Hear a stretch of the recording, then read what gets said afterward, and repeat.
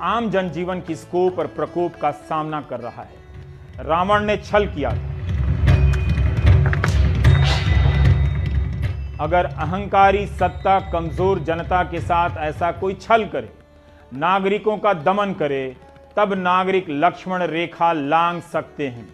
रामायण की यही सबसे बड़ी सीख है कि सामने कोई अहंकारी हो, आतताई हो तो लक्ष्मण रेखा लांघी जा सकती है। लांघने वाला ही राम की मर्यादा को बड़ा करता है। जब भी लक्ष्मण रेखाएं लांघी जाती हैं, तब तब पता चलता है कि सोने की लंका में बैठे लोगों की हदें क्या हैं, सत्ता के अहंकार की ऊंचाई कितनी हो गई है।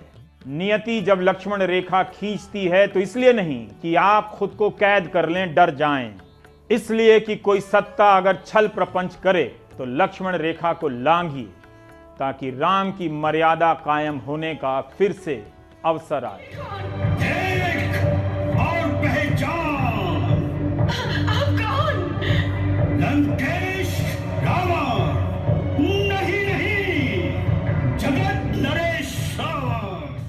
यहां प्रश्न यह होना चाहिए कि बात बात में किसी को महीनों जेल ठूंस देने वाली, फर्जी मुकदमे बनाने वाली पुलिस और सरकारों के लिए लक्ष्मण रेखा क्या है, बार बार याद दिलाने के साथ अगर हमारी अदालतें सरकारों और पुलिस को लक्ष्मण रेखा की याद दिलाती तो आज कई पत्रकार एफआईआर का सामना नहीं कर रहे होते।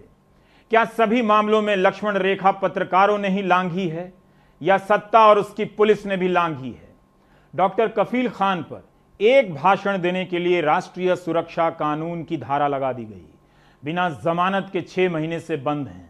3 महीने के लिए रासुका और बढ़ा दी गई है। यहां आपको पूछना चाहिए कि इस मामले में लक्ष्मण रेखा कौन लांघ रहा है?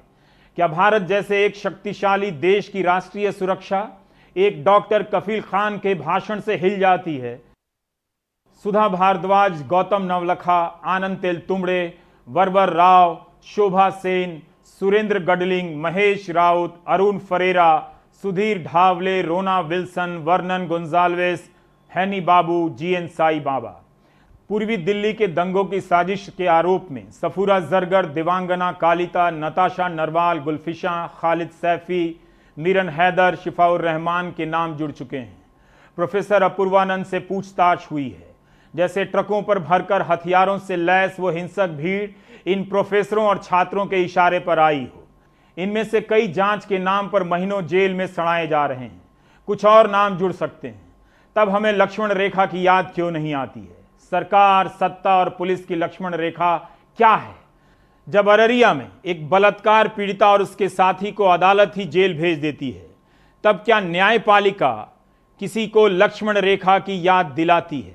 जब एक मुख्यमंत्री अपने ही खिलाफ लगे आपराधिक आरोप को वापस ले लेते हैं, तो क्या लक्ष्मण रेखा का उल्लंघन होता है?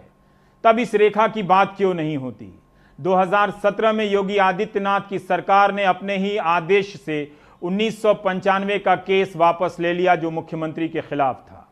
बाजार ने भी लक्ष्मण रेखा का अपनी तरह से इस्तेमाल किया है। आपको याद होगा, चींटी को घेरने या भागने से रोकने के लिए वो चॉपस्टिक लक्ष्मण रेखा के नाम